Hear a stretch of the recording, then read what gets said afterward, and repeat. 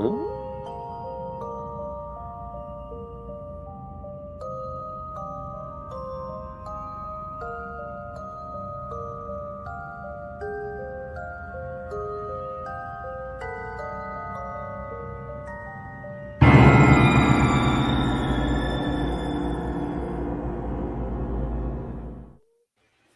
Hello, everyone, and welcome to another edition of the Mack Flash 5, the show where we like to list our top 5 favorite movies fitting a certain genre or topic or whatever we feel like. My name is Matt. I am here with AB. We are here with Scott, and we are all here joined with a very special guest, Kim. How are you today? I am excellent. How are you doing, Matt? Oh, I'm good. I'm Good. ready to list these movies. Yes, me too. I'm very excited to be here. Now, today's topic is ghost films. This kicks off the spooky season. right, the two-part thing. Yeah. The two-part episodes we're gonna have for this month of October. Ghost films today, and we'll reveal what we're gonna do in our next episode at the end of this one.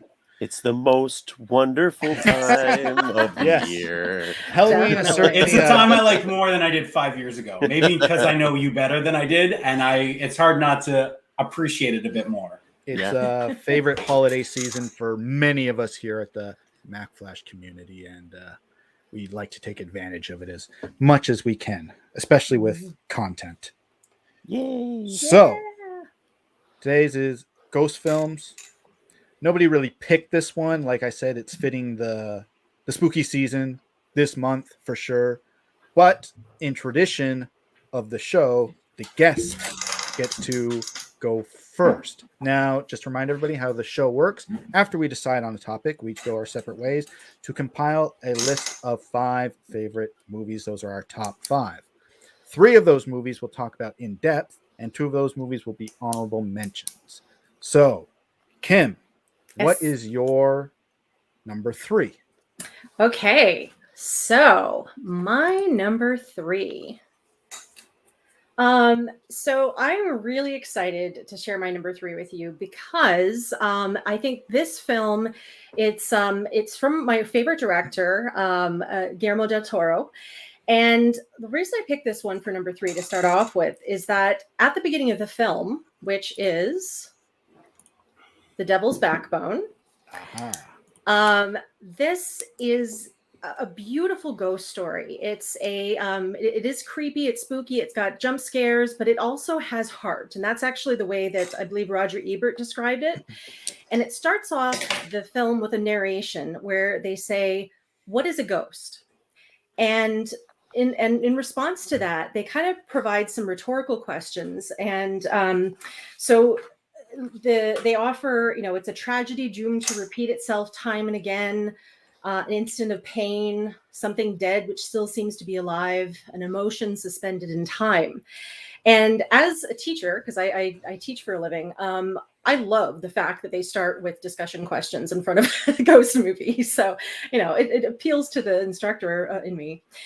And so I love the fact that they kind of starts this movie with questions. And one of the first scenes that they have in the film is they have this little boy kind of leaning over another little boy who has what looks like a fatal head wound.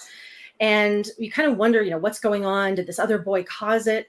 And the boy starts kind of running out of the room, and he runs into this courtyard that is rain-soaked and covered in mud. And just as he runs out into the rain, he sees these airplanes going above. They're airplane bombers. And all of a sudden, a bomb comes and lands smack in the middle of the courtyard in the mud, but doesn't explode, but it just sits there, nose down. And I just love this opening because it really sets the tone for the film. Not only do we have these questions in mind that we're supposed to be thinking about heading into the ghost story, but we are kind of faced with this metaphor of an unexploded bomb, kind of like the elephant in the room or the bomb in the courtyard, that kind of sets the tone for the whole film. So the film tells a story of Carlos, who is this 12-year-old boy who was recently orphaned.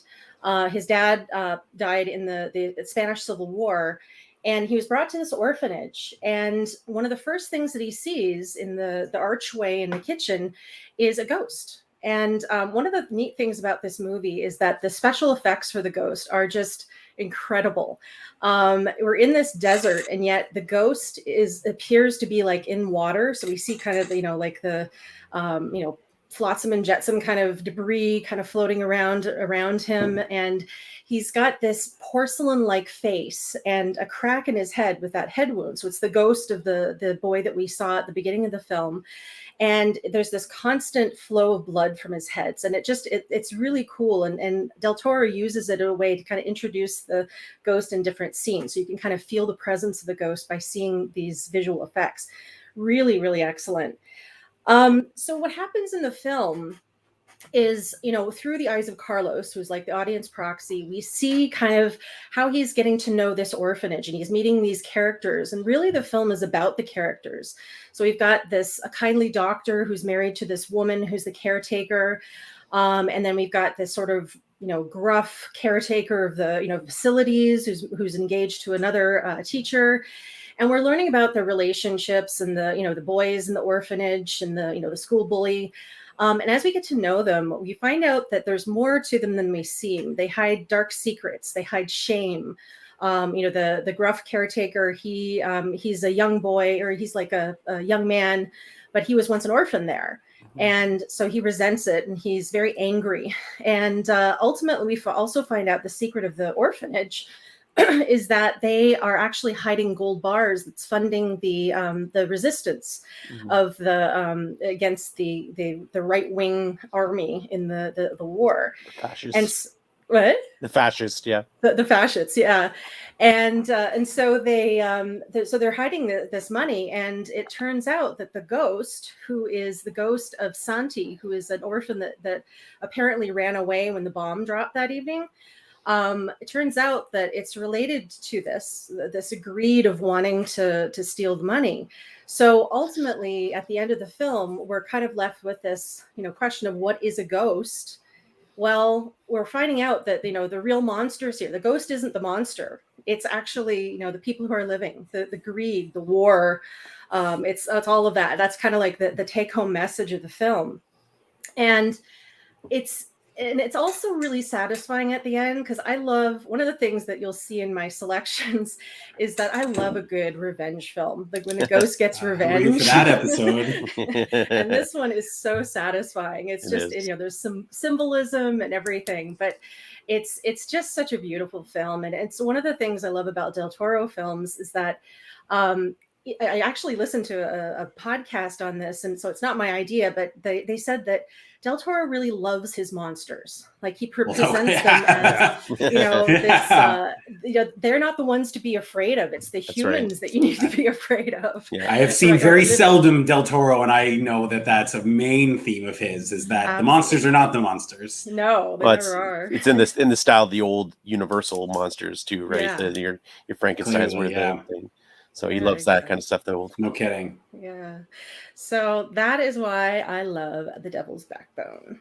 Yeah, it's a great one. I remember I watched it. I probably think I actually watched it with Mike after Pan's Labyrinth came out. We got the DVD and we watched it, and yeah, it's beautiful, and like it's so tragic too. It has a lot of tragedy, especially as it plays out, and like you see. These boys who are faced with death because of the war, right? They could die at any second. The fascists could come in and take them all out. You see when they go into town, you see like the actual horrors that are going on from the war, the people getting killed in town, and there's nowhere for them to go. They're in the middle of nowhere, and the closest town, people are getting murdered left and right. So it's very tragic. But then you have this love story within the thing of these boys, and the love story of the doctor and the caretaker, and it's beautiful. It is like most of his films. It's a very, very beautiful story, and of course, like just looks amazing. Oh yeah. Yeah, visually spectacular, and and it's like I love how the way he combines that fairy tale element with all of his horror films too. It's just you can kind of span either genre of film, and it just I love the sense of wonder that he has. Definitely. Yeah. Okay. My number 3, I will probably not speak as eloquently as Kim has for hers. She does it for a living, so it I goes by her Happy Teacher naturally. Day. Happy Teacher Day today, by the way. There will be a test after this. Yeah. No, we don't do that anymore. We cut that shit out. We cut those out. Too much pressure. Yeah. But my number 3 is a recent viewing of mine. I think I watched it for the first time last year, and it's a movie about a young man who can see dead people. I knew this one. I knew this one. I heard this Yes. on a Never podcast. saw The this. Frighteners. Oh, Yes. Frighteners. Yes. Frighteners is cool. I watched Frighteners a few years ago. Nice. As you see, it stars Michael J. Fox on what kind of became the rebound of his career, I would think. Because after Back to the Future, I mean, after Doc Hollywood, there wasn't too much going on with him. Then this hit, this hit July of '96. The disrespect on Life with Mikey is unbelievable. I love Life with Mikey, but please continue. This was July of '96. September of '96 was the premiere of Spin City. Right. So right at the rebound. I think Frighteners is his last feature film, right? Yep, that came up on the trivia's. Yeah. It is. Oh wow. What? It's his last feature film. Ever? Yeah. I mean, he just did the Stuart Little voice after that. Right. Live action. Like him. No, I mean, like I saw that on a bunch of things too. Actually, starring in it, like being, like physically person. in a thing. Yeah. Okay. Like aside from the Stuart Littles, because Right. came I out. mean, that doesn't. I mean, okay. Right. He wasn't in mocap as Stuart Little. Okay, please continue. Tell us about Peter Jackson's masterpiece, Frighteners. The Frighteners. Michael J. Fox is a former architect who, after a car crash that took the life of his wife, he begins to see ghosts, and he uses this power to swindle the people of towns nearby. He reads the obituaries, he goes to their funerals, he gives the loved ones his card. After there's some rattling going on in their house, they think their loved one has come back to haunt the place. They call him. He comes in to exorcise the ghosts, which in reality are 3 ghosts he has befriended, causing all of this mayhem. Not too long after we meet him, does he begin to develop a new part of his power, which is beginning to see numbers almost being burned in fire onto the foreheads of the people of the living, and a giant Grim Reaper type looking ghost is beginning to kill these people. And it goes on from that point to be somewhat of a haunted mystery film, because he wants to figure out what's happening to all of these people.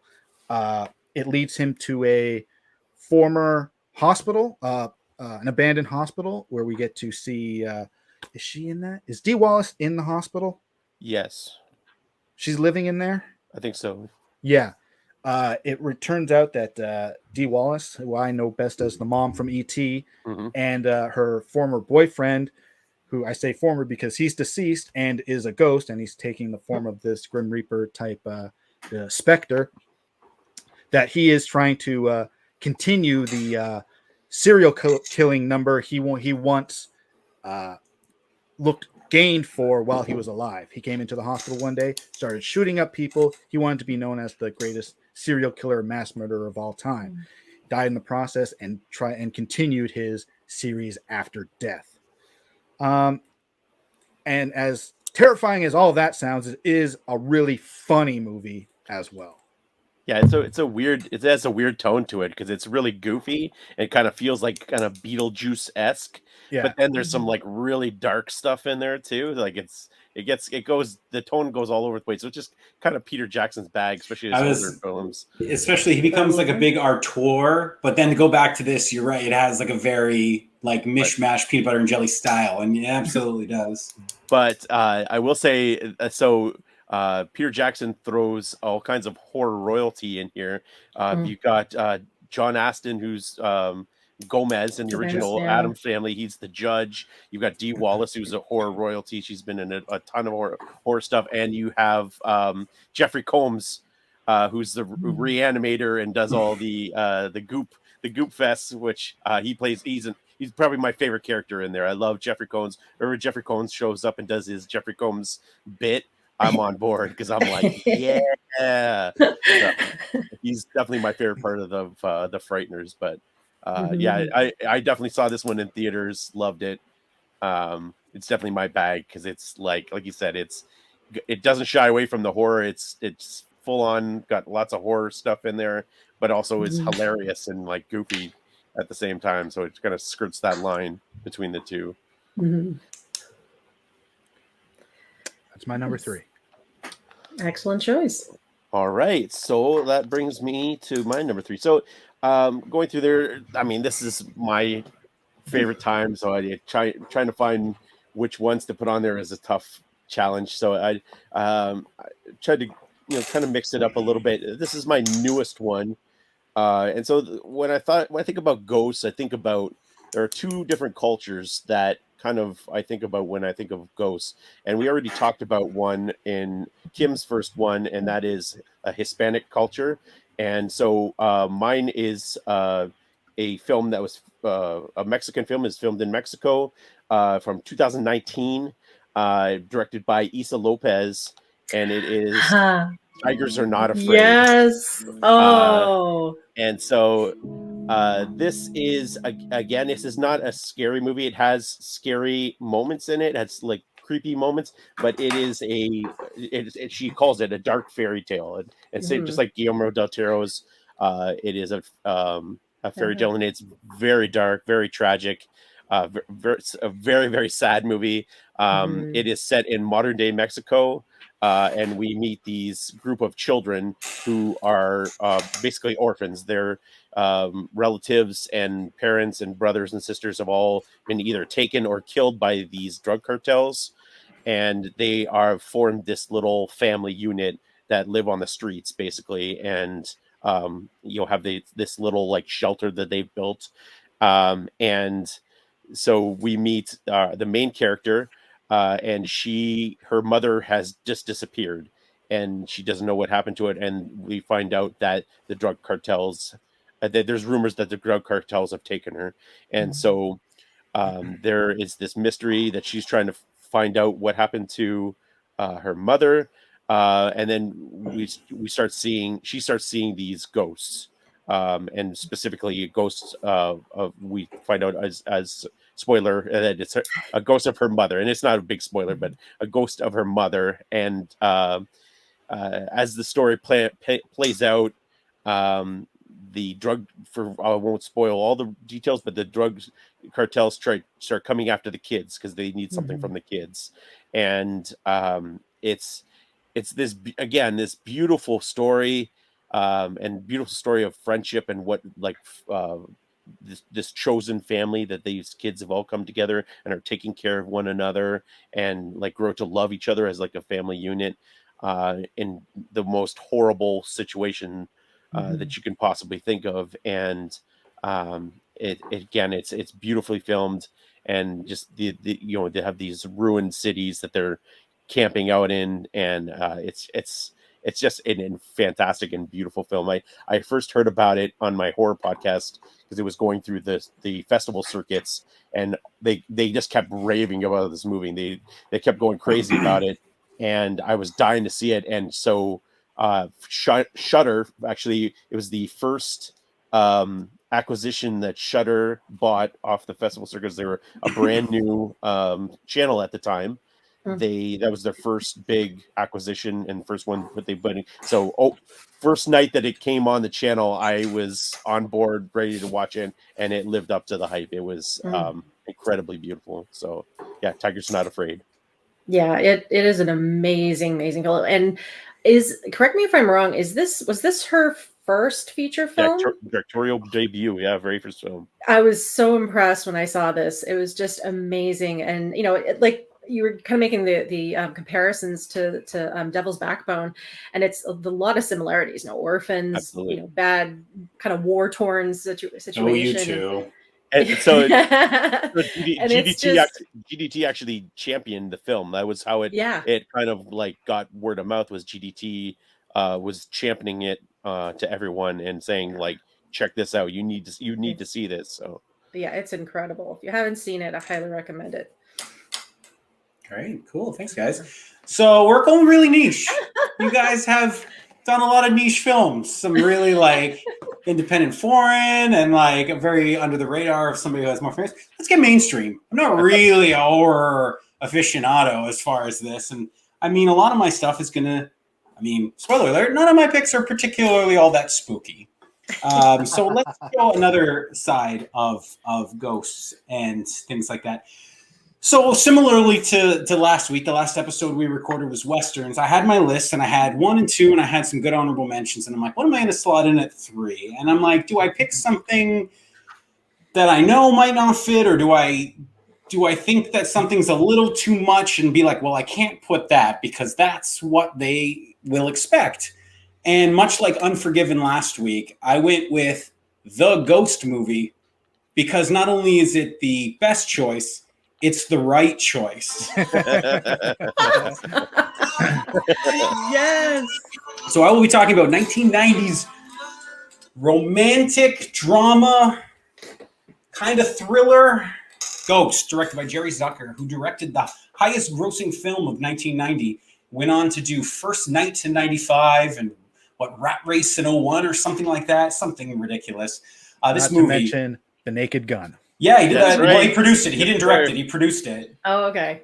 Yeah. So this movie stars Apex Mountain for Swayze, for Moore. They're two of the most famous people on the planet. What it is, Patrick Swayze plays Sam, and he's a victim of a murder. He uncovers a conspiracy that his best friend Tony Goldwyn, don't see Tony Goldwyn in many movies, may be in on, and in doing so, he kind of passes up going to the afterlife and going to heaven because he's got unfinished business on earth. A very simple concept for a ghost film. And in doing so, he needs to learn how to harness his ghost powers and solve the crime of his murder, his death, and take care of Demi Moore in the process. And in doing so, he links up with, I don't want to understate how good I think Whoopi Goldberg is in this film. She wins an Academy Award for supporting actress, and I do think it's probably a Rushmore supporting actress performance. She's incredible as the psychic Oda Mae Brown, and they have a great rapport. They solve it. They get back at Tony Goldwyn, and as it goes, and I mean, guys, this is a ghost movie. The movie's called Ghost. This is the ghost movie. I don't know what you expected me to say. Much like I picked Unforgiven because that's the Western movie that people my age know. This is the ghost movie people my age know. And I just watched it again last night, and I'm like, God damn, this movie hums. This movie's like 2 hours and 10 minutes, and it sings. It's like I said, incredible Swayze, who was like the 20th choice for this film. And he fits so good. It's definitely the tail end of his Apex Mountain, and really spooky towards the end once the evil spirits take away the villains. I always remember thinking as a kid that was the epitome of horror in movies. Clearly it was not. It's more popcorn horror, but that was pretty scary. That was a scary scene. That is really good. The Tony Goldwyn stuff when they come and they look normal and then they don't, it's great. When he's screaming too. Yeah, and I can't stress the last 10 minutes of this, I dare you not to well up. It's incredible. And honestly, I'm not making a joke. The last 10 minutes when she hears his voice and then the music kicks up and he's seen kind of special effects, very 1990s, but it's incredible stuff. So for that, guys, I'd be the only one that would put it on. My number 3 is 1990s Ghost. You're not the only one. Wow, sick! I knew that one too. Oh, don't steal your thunder, baby. LB will be very, very pleased. This is LB's favorite right here. Yeah, movie. And she will be very pleased that you guys put it on your list. Let's talk about it later. But my favorite scenes are the ones in the subway where the other ghost played by Vincent Schiavelli is teaching him how to be a ghost. Really, I love those scenes. So like when he popped up, one of my favorite films is One Who Flew Over the Cuckoo's Nest. We've talked about on here, and when he showed up, I was like, oh, buddy from it's a real heat check. We use these terms. It's a real heat check. He's got 2 scenes. He's got like 4 minutes of screen time, and he owns the shit out of it. And what does he do? He kicks the can busts the cigarette machine, and then like tears Swayze apart. And you're just like, oh my god, this is what a all-time heat check. Love it. I'll just talk about two things. One, there's the scene where Sam Wheat is following Tony Goldwyn throughout the city, and he ends up at the killer's apartment, and that's when he discovers that his best friend is the one who's behind his murder. And there's a great shot of Patrick Swayze's face in absolute dread over that fact. And you talked about Whoopi Goldberg winning her Academy Award, which I couldn't agree more with. Of like, it's absolute Rushmore win or performance, and she said so herself. She had already been nominated once for The Color Purple, and after she won for this, she got. Usually, when somebody wins an Oscar, are you flexing? Usually, what is this flex right now? Usually, when somebody wins an Oscar, they have the squares that look like this on the screen here, and the announcer, and the Oscar goes to whoever, and then that person can't believe their name has been called, and they're just like, oh my, me, really? They kiss their wives or husbands and high five everybody else. I'll get everybody up to the stage. When you see her win her Oscar and the Oscar goes to Whoopi Goldberg, she goes, yes. She goes up to the stage, grabs the Oscar, and part of her speech is, I deserved this, thank you very much. Yeah, good for her. Absolutely. Cool. Kim, take us to twos. Number 2. All right, my number 2. So, this isn't technically a theatrical release, but it is. Oh, I know what this is. You know what's coming. Casper and Wendy. Oh, damn it. No, so this was actually something that started out on TV, but now it's kind of considered a film because originally it was kind of billed as a documentary live ghost hunting event. And the truth is, you can tell by my finger quotes that it was actually scripted. So the film that is my number 2 is called Ghost Watch. Yes. So this film is not very well known, which is why I put it on my top 3, because it's not like my favorite ghost story movie or anything like that. It's not particularly scary. When I first saw it, I wasn't chilled to the bone or anything like that, but it has its place in ghost story history. So this was, like I said, it was kind of billed as a live ghost hunting event. And it was done in England by the BBC as part of like a 6-night series leading up to Halloween. And this was done in 1992. So this was shown on Halloween night in 1992 and has never been repeated on television in Britain. And I'll explain why. So the story is that there is a single mom and her 2 teenage children. And they're the earlies, and they purportedly live in this haunted house that is haunted by a specter named Pipes, because at night he'd bang on the walls and bang on the pipes and things like that, and the mom would kind of calm her children by saying, "Oh, don't worry, it's just the pipes." So now it became known as the Pipes. So word got around. They tried to get media attention, and so now the BBC is coming in and doing this big investigation. Or, pretend it's a mockumentary, right? So it's kind of like the found footage type of thing, kind of a la Blair Witch and Paranormal Activity kind of vibes.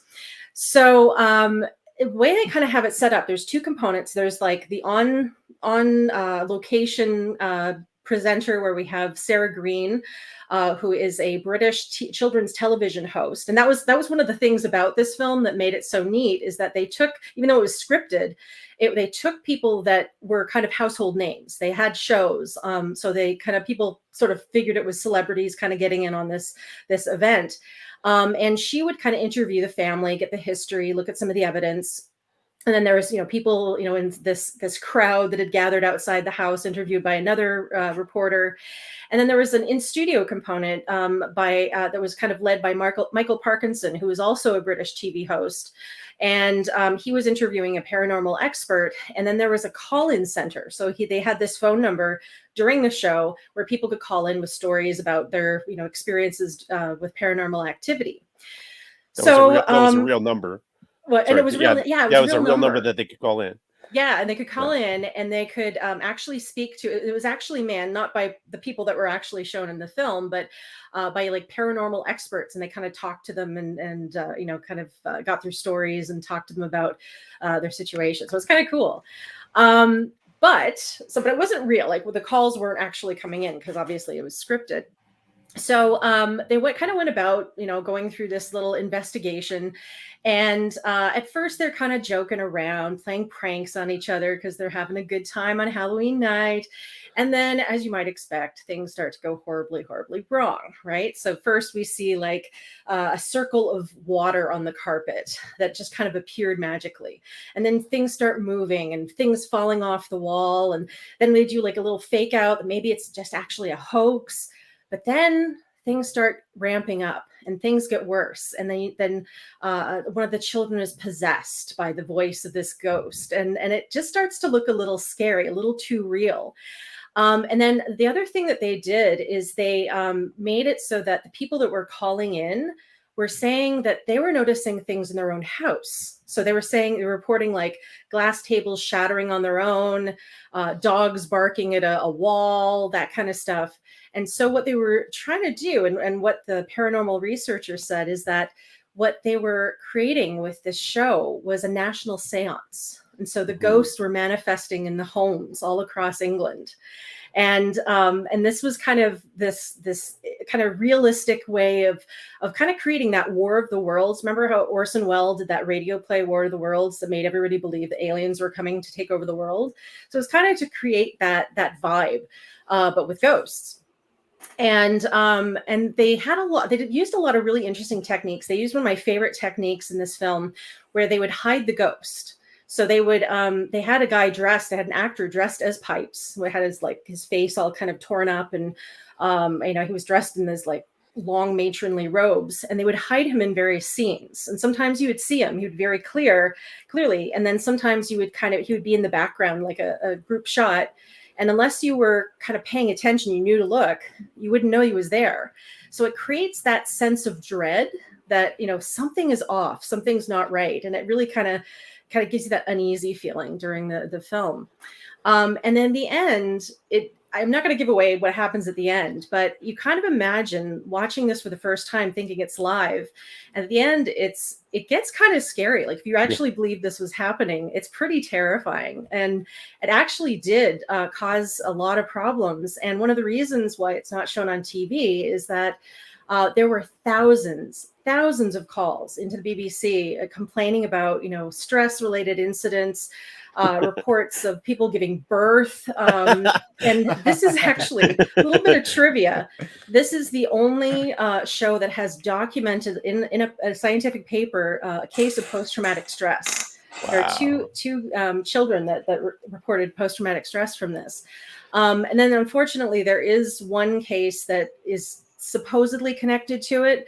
Apparently, a few days after this, there was a young man who was watching the show, and a few days after that, he took his own life, citing, So after that, that was why it was banned for 10 years.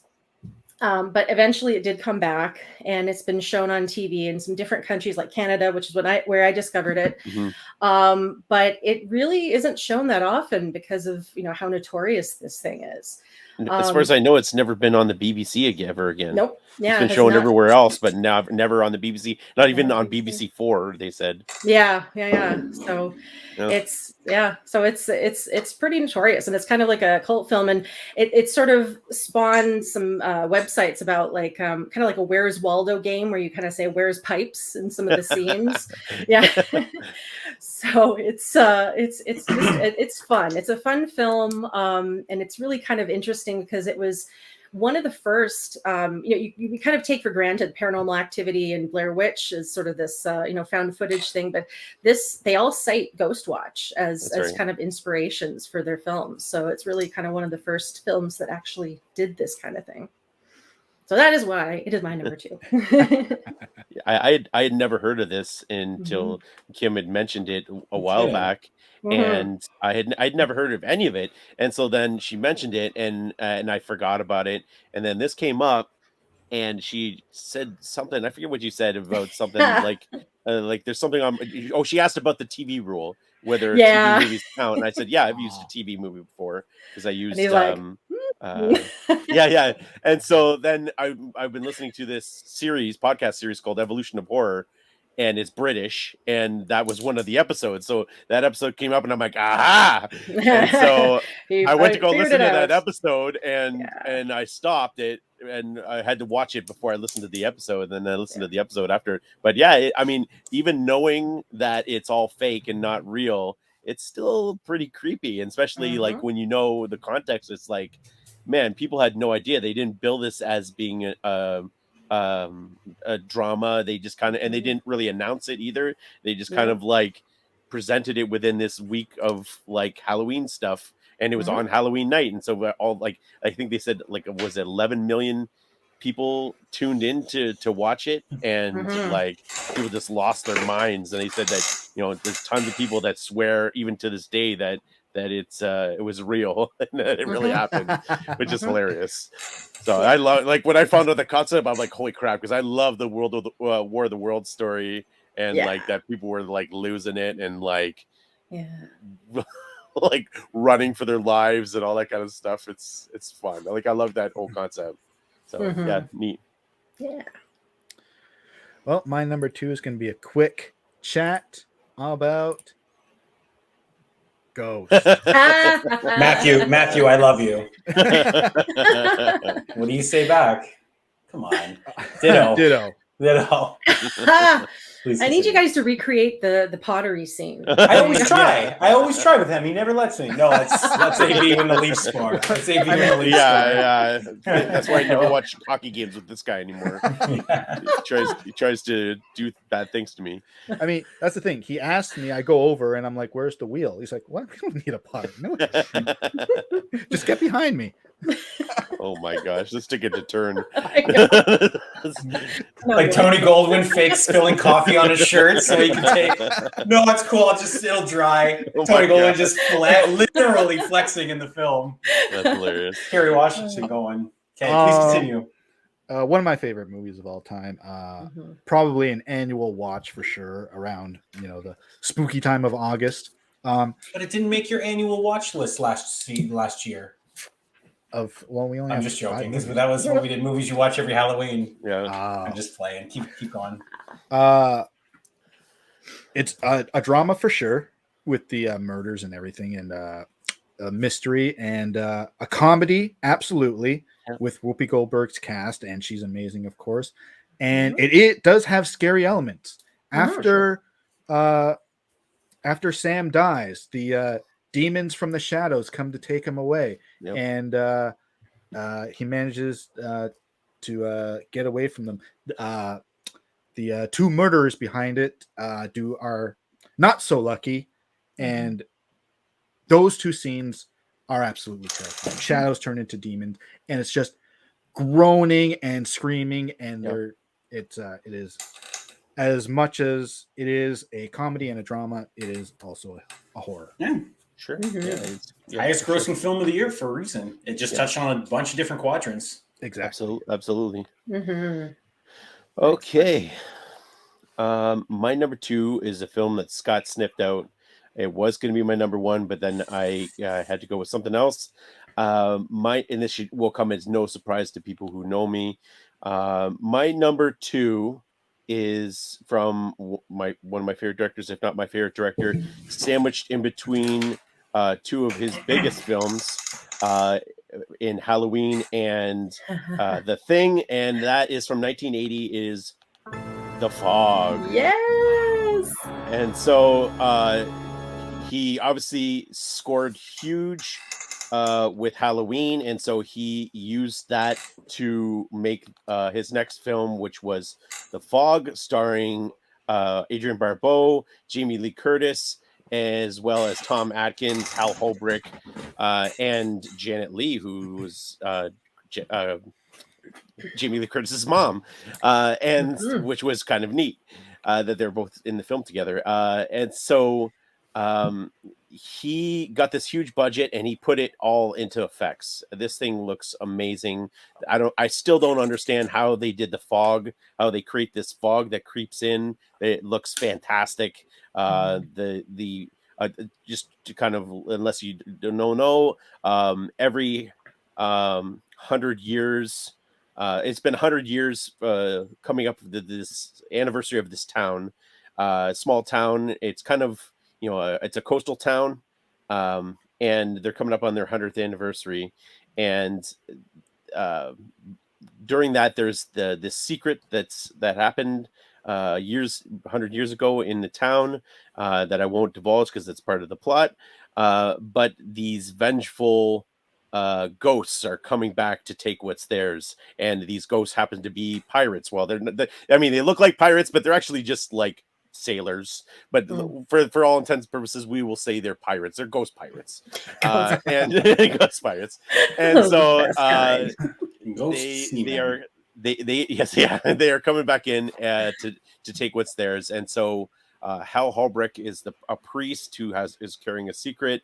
And he's obviously great. But what I love about this movie is it starts off with an old man telling ghost stories around the fire. And, ghost stories have been part of human existence. Basically, it's right from the start of telling ghost stories around a fire and passing them along, these stories. And so it sets the tone for the rest of the movie that, they're sitting around, that this is a ghost story. And he tells the story of what happened 100 years ago, and kind of sets the tone for the rest of it.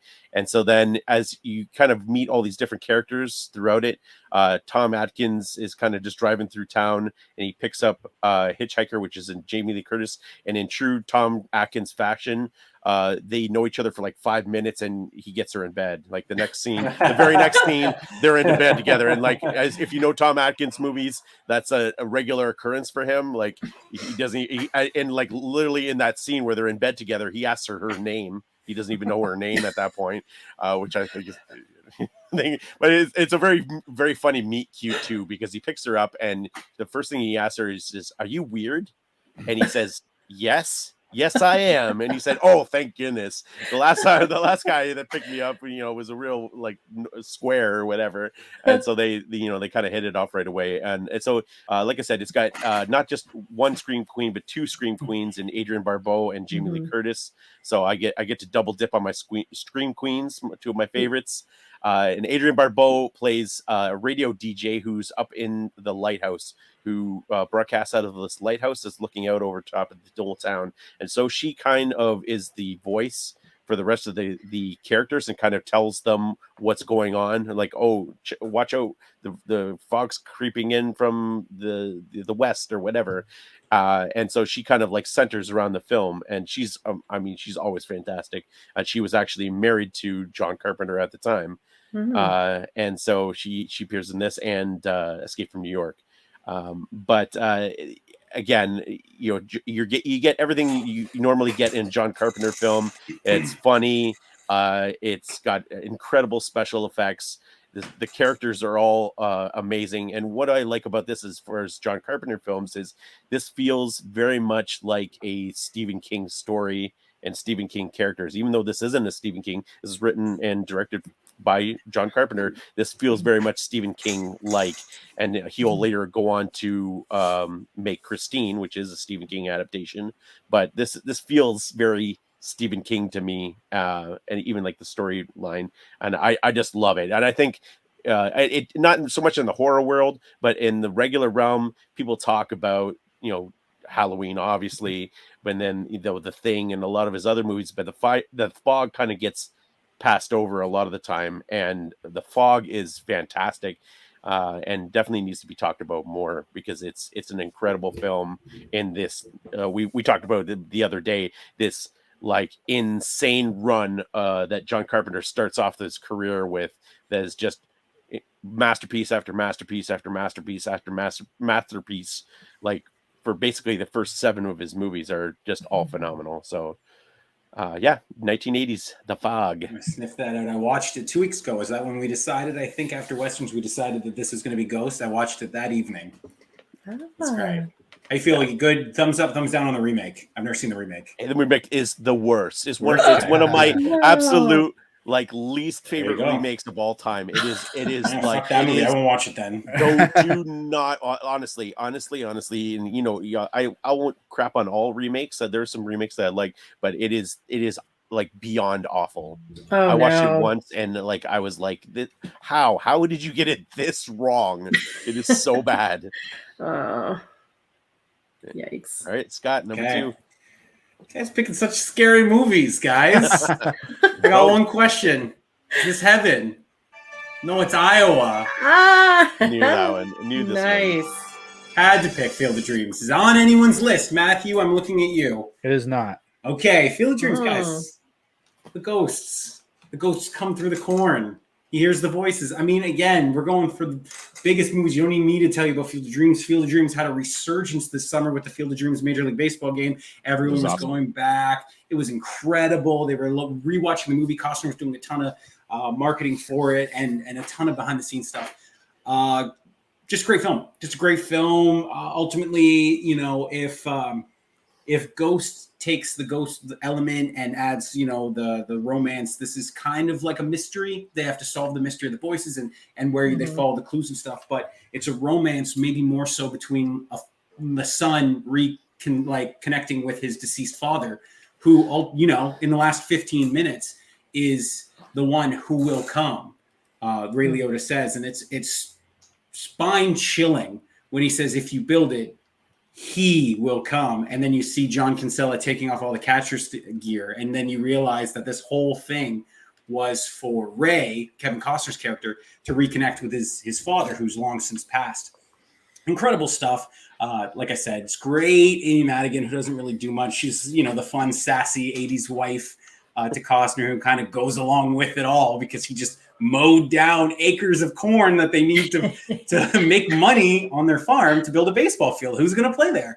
And Busfield's like the by proxy antagonist because he realizes how stupid it is to build. He can't see the ghosts until the very end.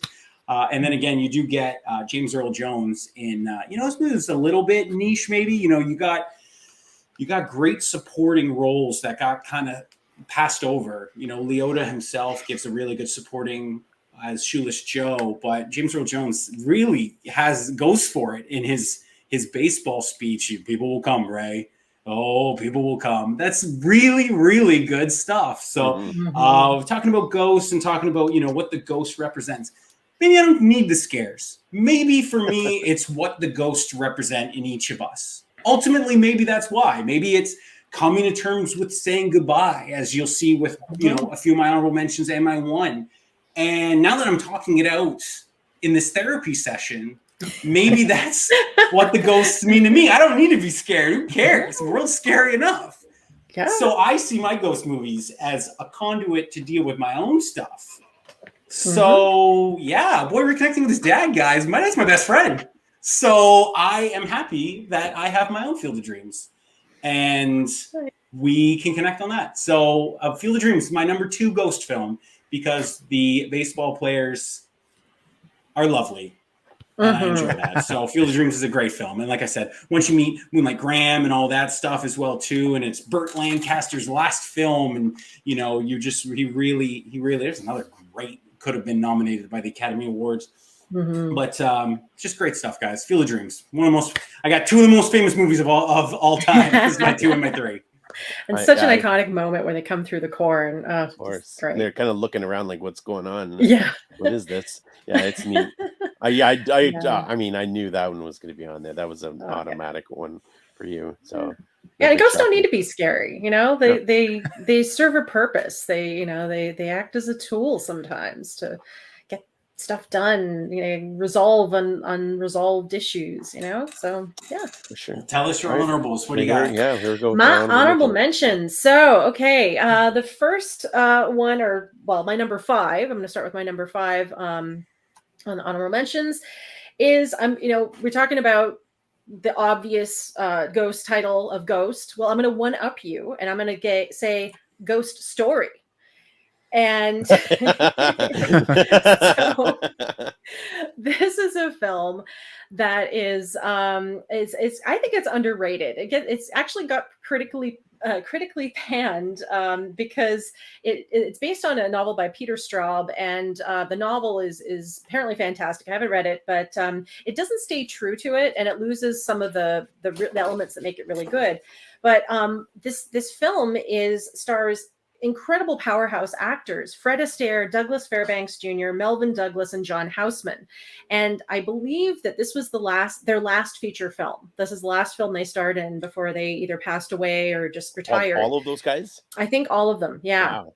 That's crazy. Yeah, so this is their swan song in terms of films.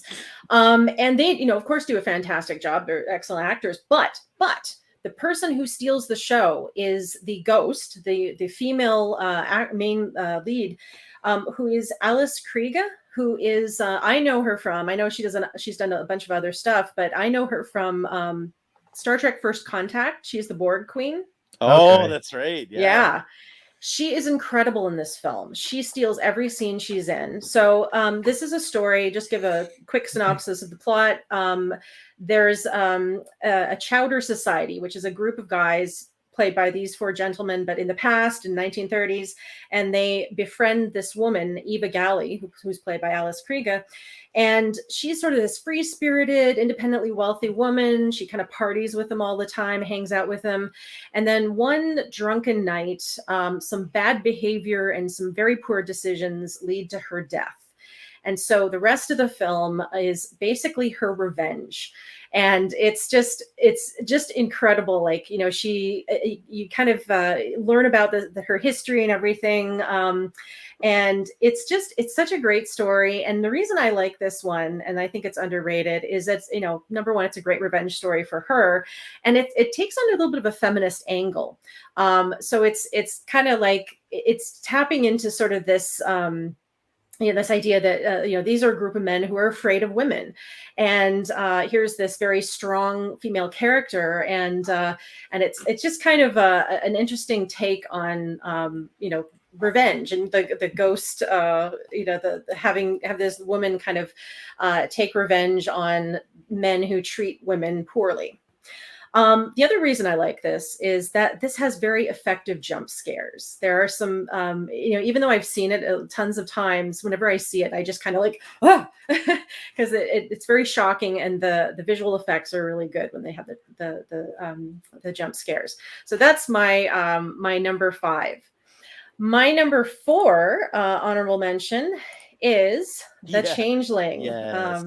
Yes. So in 1980, Peter Medak directed a movie called The Changeling. This is not the one that was a 2016 Angelina Jolie one. Yeah.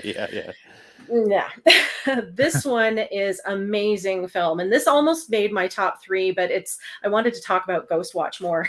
So, but this stars George C. Scott as a man who tragically loses his wife and daughter in an accident. And to kind of get away from it, he moves to this place, this college town where he teaches music as a sort of a guest lecturer. And he needs this place to play music, a big place to kind of be alone, play music. And he rents this Victorian manor. Well, it's haunted. And so very quickly, he is awoken. I believe it's like 6 o'clock every morning.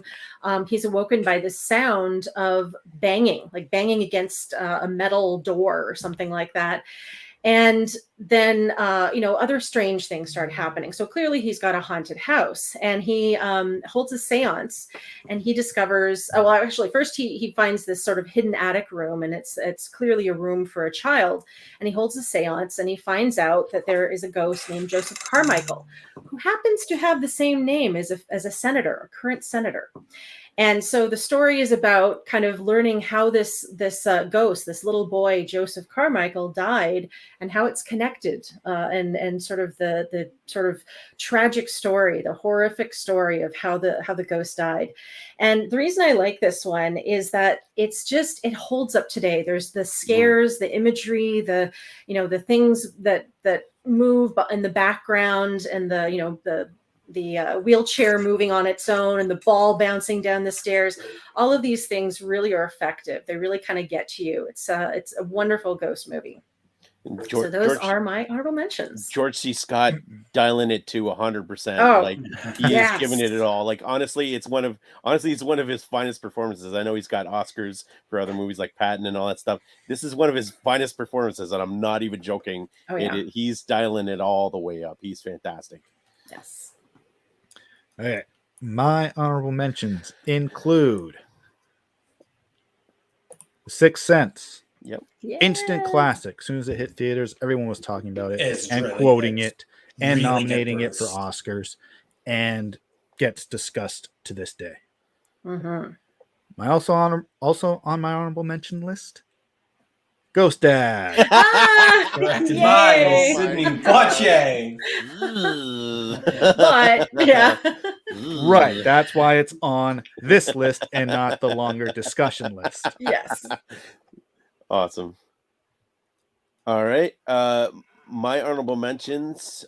This was on my number 2 until I had to switch things up. This is one of the very first Criterions I ever owned on Blu-ray. It is from 1952, directed by Herc Harvey, and it is Carnival of Souls. It's beautiful. It's atmospheric. It is just a lovely, lovely movie. And so I talked briefly about the other culture that has it, and that is Japanese. And you Spirited culture. Away. I knew I should have called it. And you Spirited Away. I couldn't just pick one. I had to go with 3 with Kwaidan from 1964, 1968's Kuronako, and 2001 Spirited Away, which me and Kim got to see in the theater for the 20th anniversary on Sunday. Cool. So that was fantastic. But Kwaidan would be my pick out of the 3 of them because it is beautiful. It is like you're watching a kabuki play with like painted backgrounds, and like it's an anthology. It's 4 ghost stories, all within Japanese culture, and it is one of the most beautiful films I've ever seen. It has like I said, painted backgrounds, it like full costuming. It is unbelievably great. And Kwaidan, you wanted to say, you went literal with ghost story. Kwaidan is Japanese for ghost stories. So. There you go. Yeah, that one's on my list. I haven't seen it yet. Okay, I'm here for the booze. AB, are you ready? My number 5. Let's Dr. Sleep this bitch. Dr. Sleep was one of the most fun times I had. I went with this guy. I remember the one scene with Rebecca Ferguson when she can space and time, and when she slams back because she's seen on the other side and she meets somebody who has the same power she does. We both we're like, that's incredible. So Dr. Sleep, and then how just opening up and hearing how Mike Flanagan incorporated elements from the original Shining novel that Stephen King so famously hated and brought it back and ended Dr. Sleep that way. I'm not a fan. I've never read the novel. I'm sorry, Mr. King doesn't like it as much, the film. But, just hearing that and the respect he had for the film and to be able to do that. And then I get home and I'm reading and I'm like, that's brilliant. That's just like the way that you can retcon that and bring it back, and the original ending is in the sequel. I'm like, hell yeah, that's so cool. So Dr. Sleep gets a shout out, as well as a fun movie from when I was a kid that I almost put at 3. I'm going to talk about a little bit. Is the 6th A&K all the way, NC2A, baby. Wow. Marlon Wayans and Kadeem Harrison. Hardison played brothers. He passes away. Antoine is the star. He becomes a ghost who helps his team, kind of like an Angels in the outfield style, and makes the baskets go in and stuff. But I do think the last 20 minutes has some really dramatic stuff, how they kind of turn on him because he's a ball hog, and he makes it all about him. And ultimately at the very end, when Marlon takes a leadership role on the team, and he takes the last shot from half court, and Kadeem's about to dunk it in, and he's like, no, don't let it go. Let me do it. They win the championship, and then ultimately they're goodbye at the end. I watched it again this week. That's good stuff. I just wanted to shout out the 6th man because I almost put it at 3. That's incredible acting at the end there. And David Paymer, when they're cut down the net, he's like, you see the lights, the angel, and he's like, that's our 6th man. I'm like, oh damn, man, this and Ghost, I'd be inconsolable at the end. So 6th man, incredibly underrated like mid to late 90s movie. So awesome. Nice. Kim, what's your one? All right. So my number one. So when I was 8 years old, way back when I was 8 years old, I was a very sheltered child, and my mom never let me see horror movies. And one day my friend said, "Hey, my mom and I are going to go see a movie. Would you like to come with me?" And I'm like, "Well, I have to go ask my mom." And because it was rated PG at the time, she let me go, strangely enough. And I'm like, "Hey, I'm going to go see my first horror movie." And when I got back, I was traumatized. Nightmares for a week, terrified of all like similar elements of the movie in my home. And yeah, and then after that, I decided that I was never going to let a film affect me like that again. And this was my gateway drug into horror movies. Because I started watching horror movies, and I wanted to make sure I learned about the genre and never was affected again. So, or the same way I did initially for my first horror movie. So this is not only is it my favorite ghost movie, but it is my favorite horror movie of all time. And that movie is Poltergeist. Yeah. Kim, this is also my number one. Nice. Good. Yeah, great minds think alike. Yeah. I knew that was going to be Matt's too.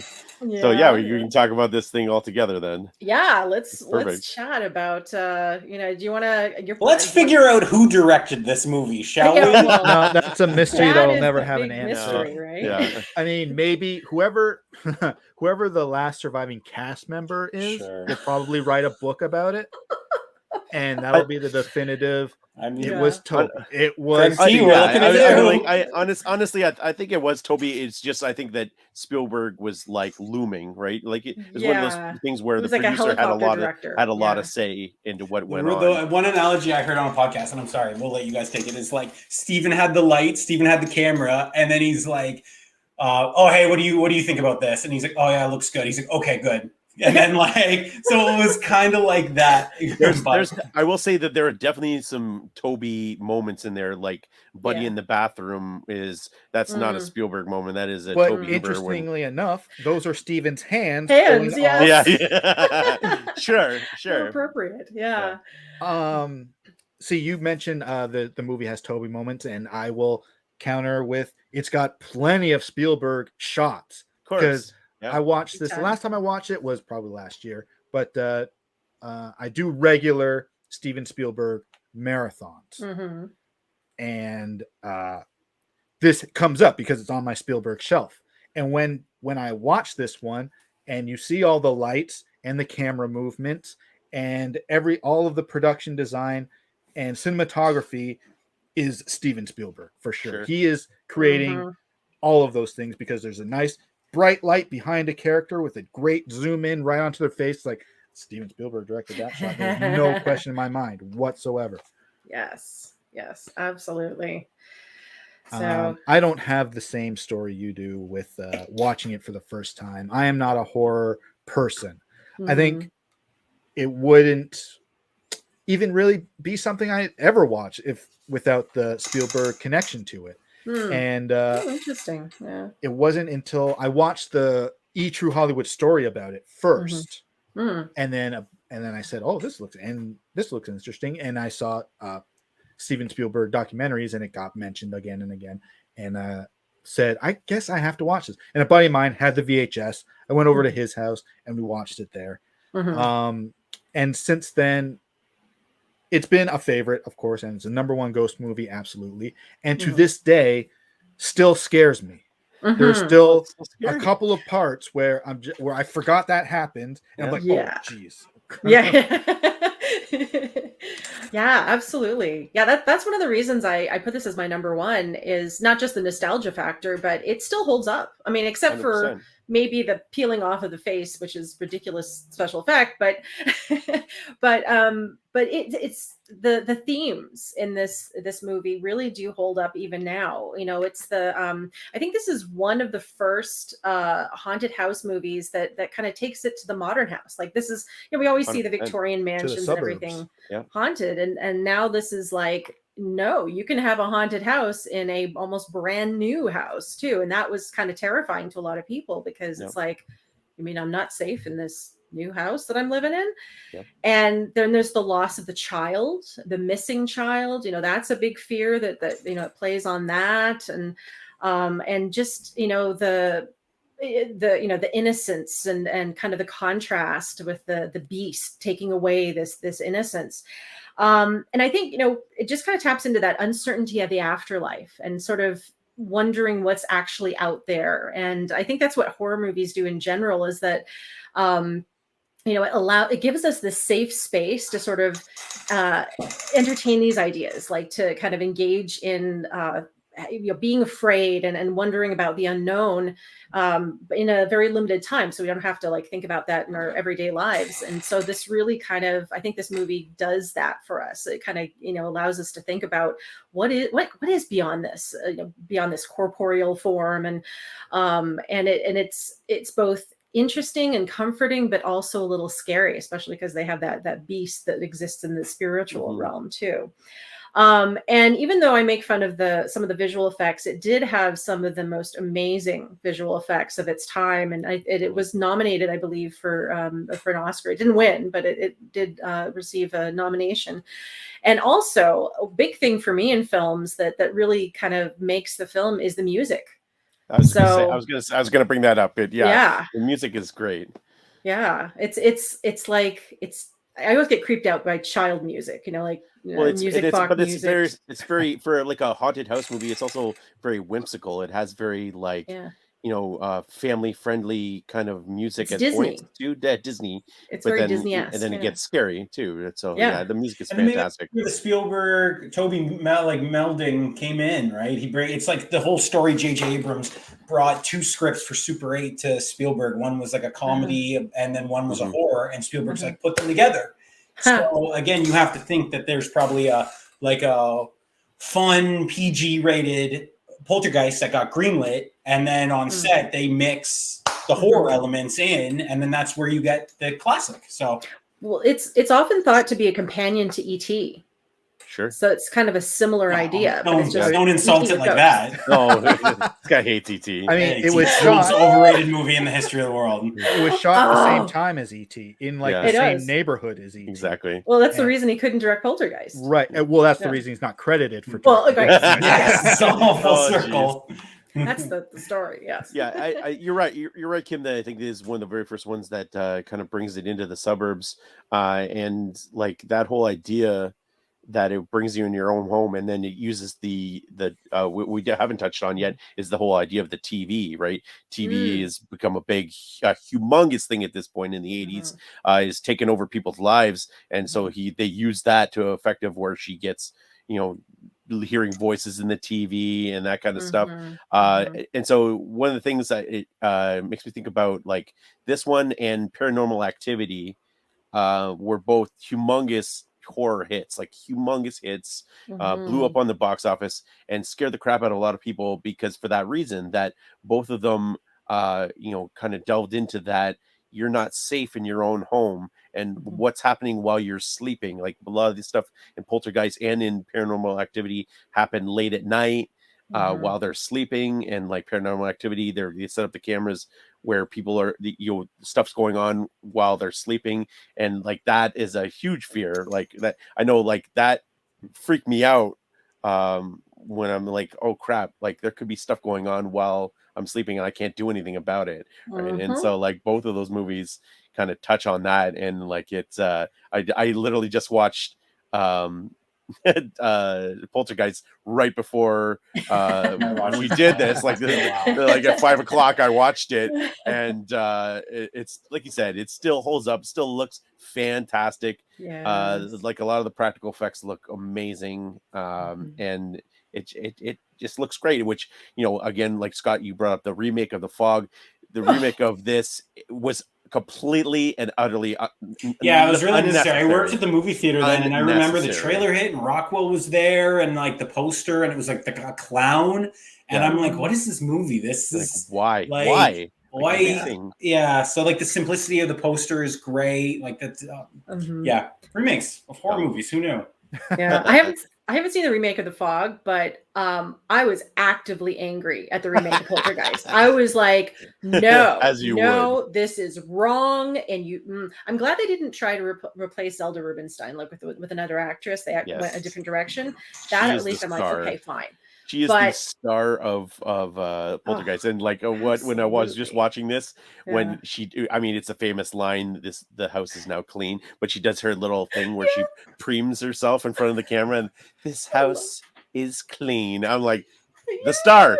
That's heat check, Scott. That's a heat check off moment. The bench, yeah, 3/4. Zelda comes in, 3 steals, and 2 blocks. Rips out the movie from everyone else in the movie. Forget it. Zelda is the best. She's amazing.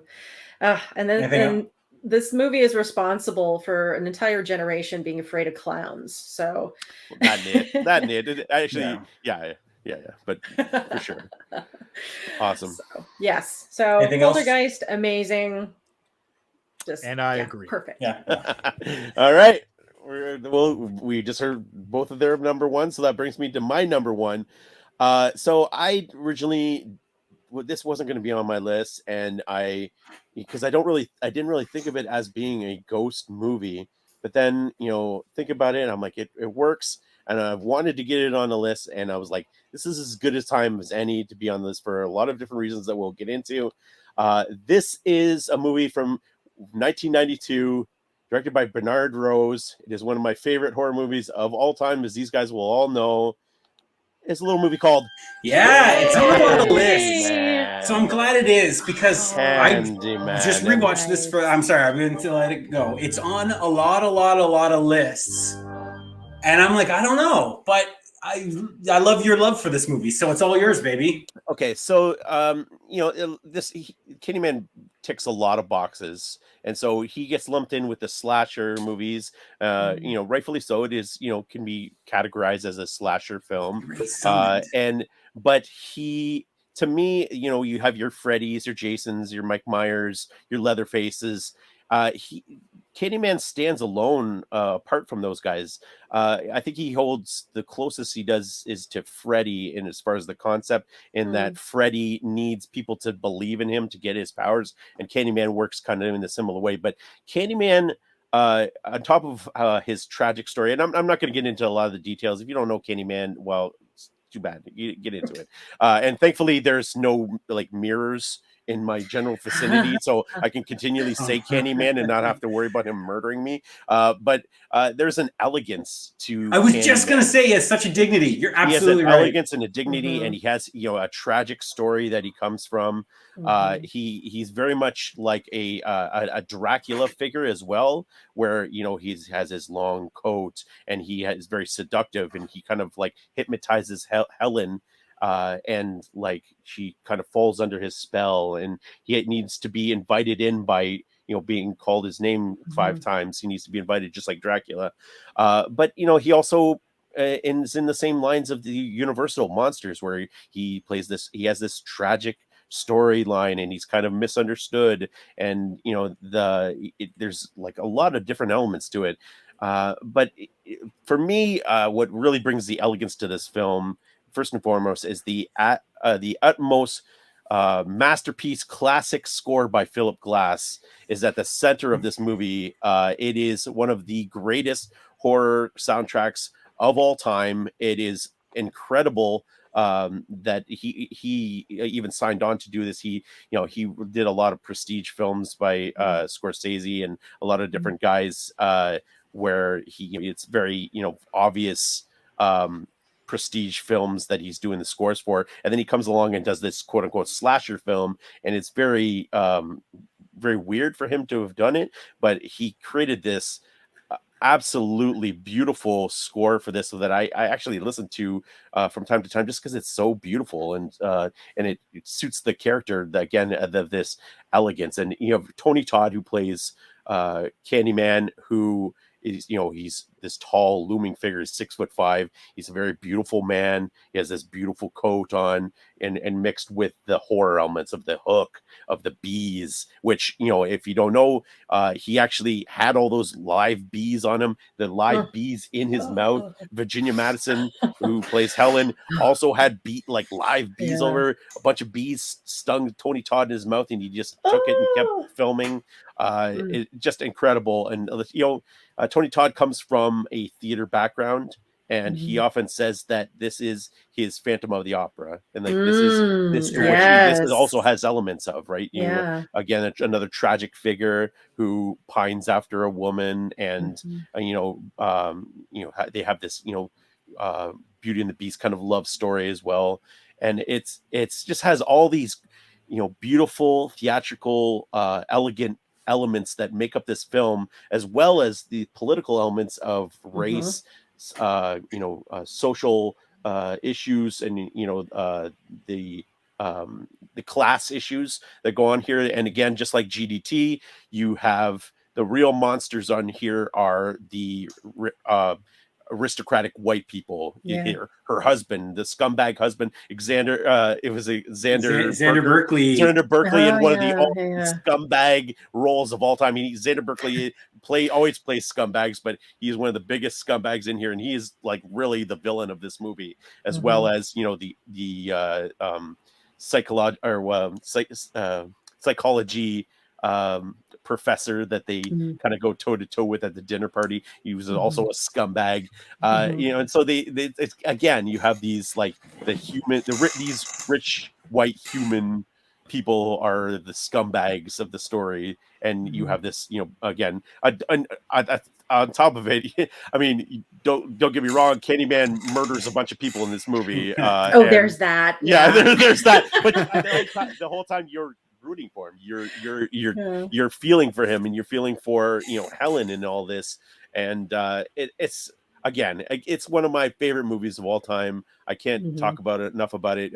It got the reboot sequel, which I've seen a couple times. We saw it at the drive-in, and it's really good. I really like it. I obviously don't like it as much as the original, but I love the ties to the original, and I love that they tied it to the original. And I won't give away what that is for obvious reasons, but it's just nothing will ever be the original. And then to me, like I said, he gets lumped in with all these other slasher guys, but I don't think he gets enough respect for those. He doesn't get named in those first, when people start name me some big monster like horror guys, and you'll get your Freddys and Jasons, all that stuff, and Candyman is kind of like secondary in those lists. And I'm like, oh man, it kind of burns my blood a lot, because Candyman is, to me, he's near the top of great, tragic, just amazing, well written, great mythology characters. So yeah, my number one, Candyman. I finally got him on the list. It's great. And that's it's funny that you say that too, because you look at it and you look at the themes of year 2 and 3, then the remakes were lacking when they straight up remake a horror film. And what you see now with the most success, certainly with Halloween and now Candyman, is the continuation of the original story. It's where it's at. When you show respect to the original franchise and continue it in a smart, effective way, that's what audiences want. They don't just want, I mean, sure, you'll get like a Mist and stuff that'll be good, but you'll ultimately, they want the original one that's reconnected. Sure. And you can see that with the Halloween franchise, right? The new Halloween that came out in 2018, same deal. They did the same kind of thing where it was a direct sequel to the first one, and it was very good because they, didn't go off on these like crazy tangents. It was connected to the original and paid utmost respect to the original. So the same way, but yeah. Okay. Don't know how to set this one up. Guys, you have such classic horror films. And mine is not that. I do this. I did this last year too. I wouldn't even say my number one is a good film. And we're going to dive into that. Okay. And there's a reason why it's my number one. And when I was a kid, I really enjoyed this movie. Simply as that. And I rewatched it and was transported to my late Gramps' house in St. Catharines. And I remember being a kid and watching this movie with my Nana and Gramps, both who are no longer alive. And I remember vividly, like really, really, really enjoying this movie. And I'm like, you know what? It's not a great movie. I wanted to watch this movie over and over and over and over. And I knew that I had to get it on this list just to shout that out. And we will be talking about 1993's Hearts and Souls, starring Robert Downey Jr., who will never come back to this Robert Downey Jr. This late 80s, early 90s Robert Downey Jr. does not make movies anymore. He's been replaced by mega fame, mega superstar, fast-talking Robert Downey Jr., who for years said that this was his favorite film to be on set until Kiss Kiss Bang Bang, which is, again, the phase 2 of Robert Downey Jr. Like I said, St. Catharines. I watched this movie over and over and over, and I don't know why. It's not relatively good. What happens is there's a bus crash. David Paymer, who was the coach in Sixth Man, he crashes the bus, and on the bus there are 4 adults: Keir Sedgwick, Alfred Woodard, Tom Sizemore, and Charles Grodin, all who have unfinished business left on Earth. In the car crash, they subsequently die, and their spirits are latched onto a newborn Thomas, played by Robert Downey Jr. For the first 7 years of his life, they follow along as guardian spirits, which we're going to say, because they don't go to heaven yet, because they're not angels. They are just his guardian friends. And, when he's 7, they realize that they need to go away because they're not helping him. They're getting him in trouble. He's talking to them. People don't see the ghosts. They think the kid's crazy. So they know they have to disappear. He turns 33. He becomes really shoddy. And then they come back because they realize that they have unfinished business. And in doing so, they inhabit his body and they finish all the unfinished things. As I said, it's not a particularly good movie, but in watching it, was I transported back to being 5 years old, 6 years old, and watching it with my Nana and Gramps in St. Catharines? You bet your ass I was. Aww. And for that, I will put it in my number 1. Like I said, it's a very likable cast. The 4 guardian spirits are great. It's great Sizemore as the 1950s greaser.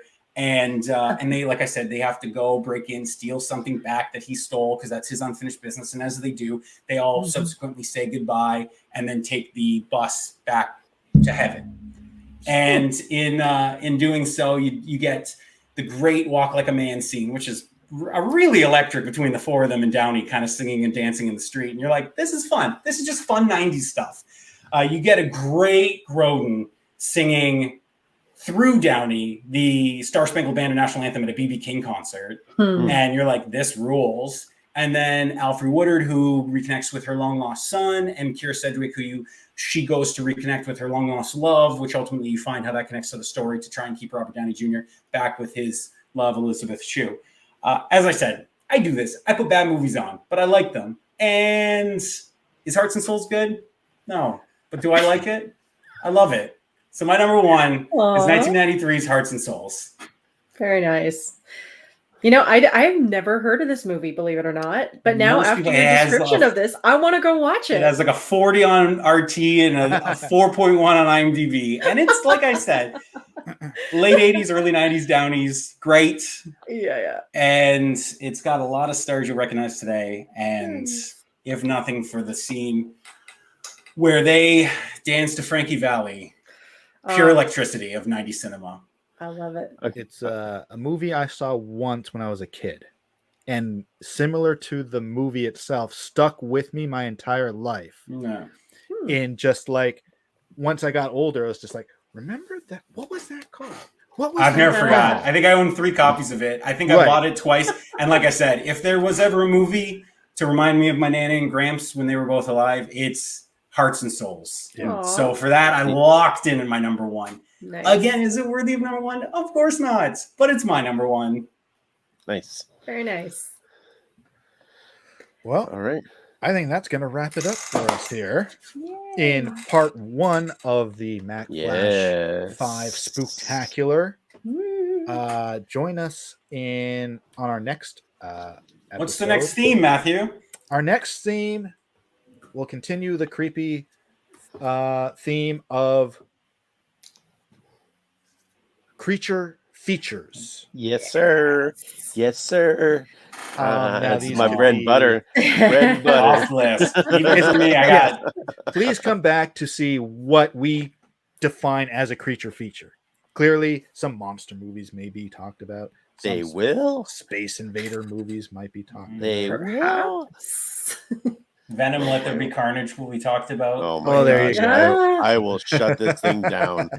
I will shut this Okay, take us thing home, Matt. down. Kim is going to join us for that one Yep. again. So we won't say goodbye to her just yet, but we will thank her for being on this episode. Oh, For thank everyone you for inviting watching, me. you're welcome. For everyone watching, thank you for watching. Please don't forget to like, share, subscribe, and place your 5 favorite ghost movies in the comments. Tell us why it's Ghostbusters. Because It's low hanging fruit. I realize no one talked about the Ghostbuster in the room. I know. I'm so It's really surprised. low hanging It was in the title card. yeah, Yeah, it's fine. It's on our list. Yeah, It's not. yeah. I We mean, mentioned yeah. it in the title card. There Yeah. it is. It's Ghostbusters. I mean, any asshole can pick Ghostbusters. So no, let's see somebody pick the Sixth Man and everything else that non-mainstream. So we'll see everybody again for Creature Features. Thanks for watching.